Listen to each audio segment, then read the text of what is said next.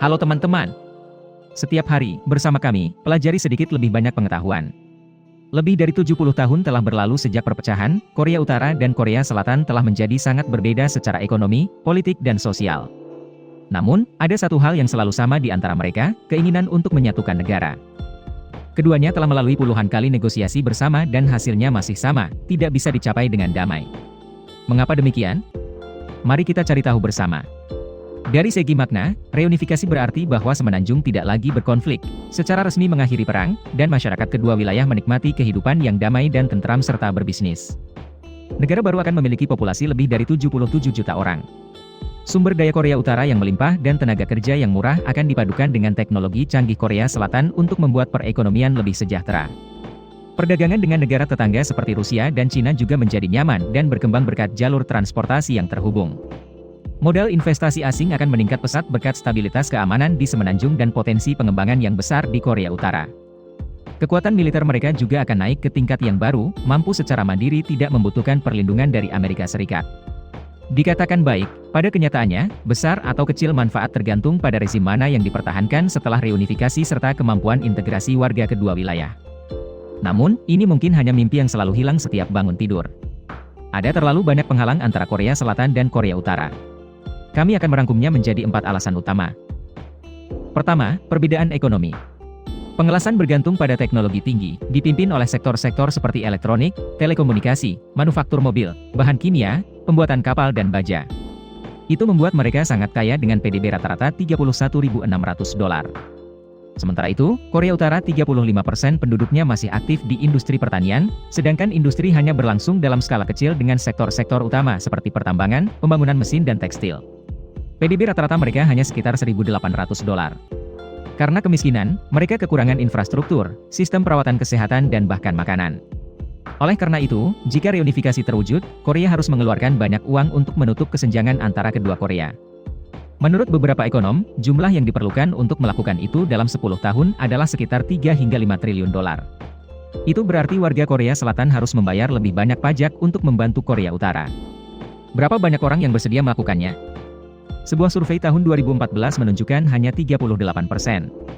Setelah bertahun-tahun pemisahan budaya, ideologi dan gaya hidup Selatan telah benar-benar berbeda, terutama kaum muda, sehingga mereka cenderung semakin terasing dari saudara-saudara utara mereka. Menurut jajak pendapat tahun 2021 oleh Research Institute for Peace and Unification yang berbasis di Seoul, hanya 44,6% responden yang mendukung reunifikasi.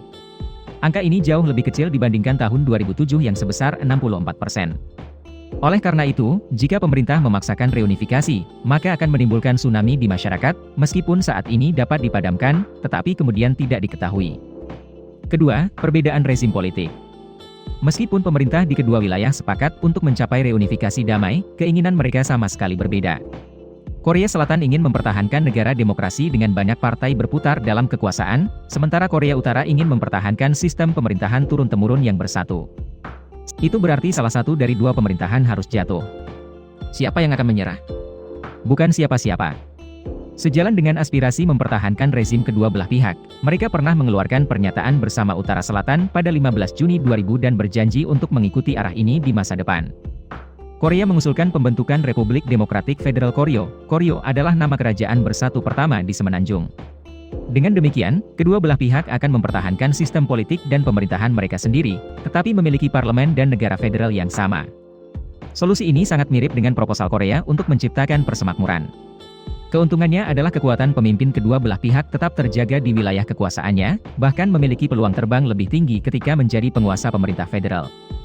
Dengan asumsi bahwa perbedaan modus dari dua domain diselesaikan dengan di atas, tantangan ketiga akan muncul. Itulah kondisi Korea Utara sebagaimana tercantum dalam pasal 3 Piagam dan 10 poin unifikasi. Mereka menuntut bahwa negara federal yang baru akan mengikuti jalan netralitas, tidak bergabung dengan aliansi politik atau militer apapun. Ini terus berbenturan dengan Korea Selatan, yang merupakan sekutu lama dan mitra dagang terbesar kedua Amerika Serikat. Sekarang kita asumsikan lagi bahwa Seoul akan menyetujui kondisi ini, maka kemungkinan besar AS tidak akan setuju. Mereka akan menemukan cara untuk memprotes, mungkin menggunakan sanksi dengan alasan bahwa Korea Selatan telah bergabung dengan kediktatoran Washington yang bermusuhan. Namun, sanggahan juga datang dari dua alasan lain. Saat ini, sekitar 28.000 anggota militer AS ditempatkan di Korea Selatan dengan alasan yang baik untuk melindungi sekutu dari ancaman Korea Utara. Sebenarnya, ada arti penting lainnya. Mereka ingin hadir di Korea untuk secara tidak langsung menahan pengaruh Cina dan Rusia di kawasan. Jadi jika semenanjung itu bersatu dan mengambil jalur netral, mereka tidak bisa muncul di sana lagi. Selain itu, mereka akan kehilangan pasangan di bidang pertahanan.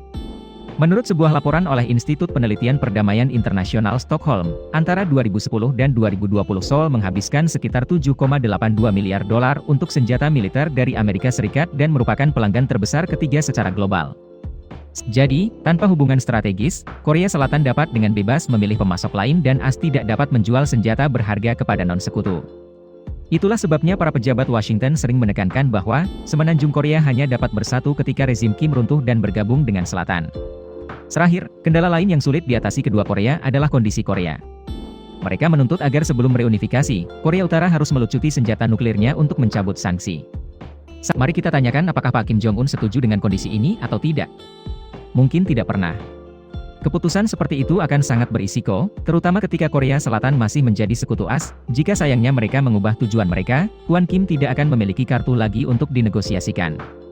Oleh karena itu, melalui alasan-alasan di atas, tidak perlu kita sebutkan lagi untuk membayangkan rumitnya reunifikasi kedua Korea. Kesepakatan damai akan sesulit menghapus ingatan. Jika salah satu dari mereka ingin mencapai tujuan, mereka terpaksa menggunakan kekuatan dan menerima harga yang mahal. Mimpi itu selamanya akan menjadi mimpi. Video berakhir di sini. Terima kasih semua untuk menonton dan menyukainya. Jika menurut Anda videonya bermanfaat, beri kami suka dan berlangganan saluran untuk mendukung kami. Sampai jumpa dan sampai jumpa lagi.